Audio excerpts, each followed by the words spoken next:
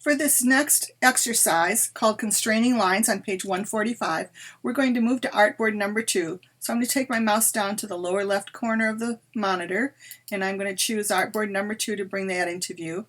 Here you can see we're going to be creating a path that has straight segments again, but we're going to constrain our angles. This is an open path as well, similar to what the first one was. I'm also going to turn on my rulers. Now there's two ways to do that. You can go to View and go down to Rulers and choose Show Rulers, or notice there's a keyboard shortcut here. If you're on a Macintosh, you can do Command R, or if you're on a Windows computer, you can do Control R to turn on your rulers.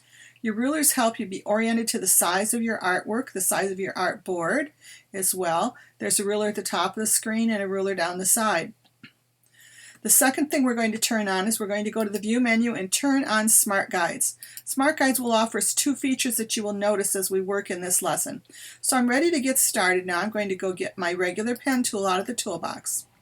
Notice when I move my mouse around, I'm seeing some green lines appear. Those green lines are letting me know when I'm in line with something else that's nearby, some other artwork. In my case here, I want to go to the Start button, and I'm going to make my first click. I shouldn't say Start button, the starting location. And I'm going to make my first click here to start that segment that's going to be a straight segment.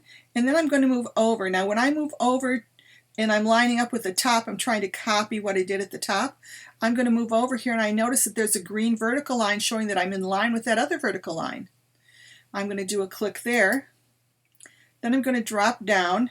And I want to drop down about an inch, and because I have Smart Guides turned on, I have a distance reading showing to me in a little tip that pops up there. I want to move down about an inch, and I'm going to make another click there. These are all straight segments. I'm putting in corner points. Move over to the right about an inch and click there.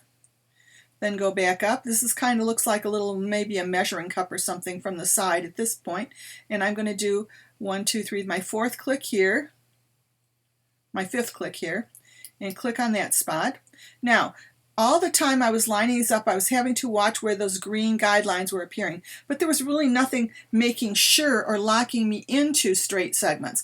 But if you hold the Shift key down when you're doing these pieces that we just did, the Shift key makes it even easier, because the Shift key will constrain your drawing to angles that are either horizontal, vertical, or even at a 45-degree angle. So that's what we're going to do now, 45-degree angle.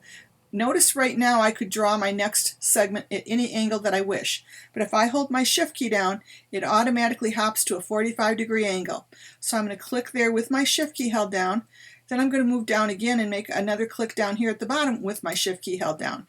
We could have done this entire exercise with the Shift key down, but the book wants to show you that you can do it based on the green lines you're seeing from your Smart Guides, or with the Shift key.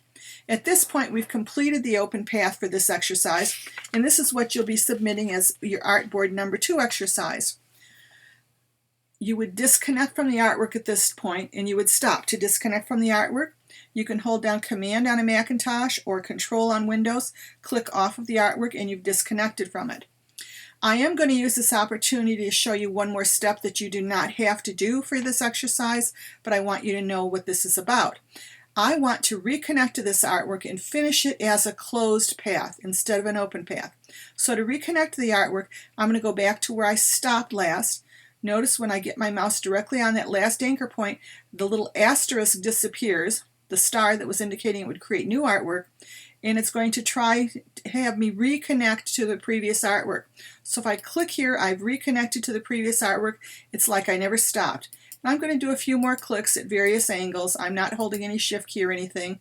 I'm just clicking around, and I'm going to go back to where we started. And notice when you go back to where you started, the indicator next to the pen tool there is a little tiny circle, and it indicates if you click here, you've joined the end to the beginning and you've created a closed path.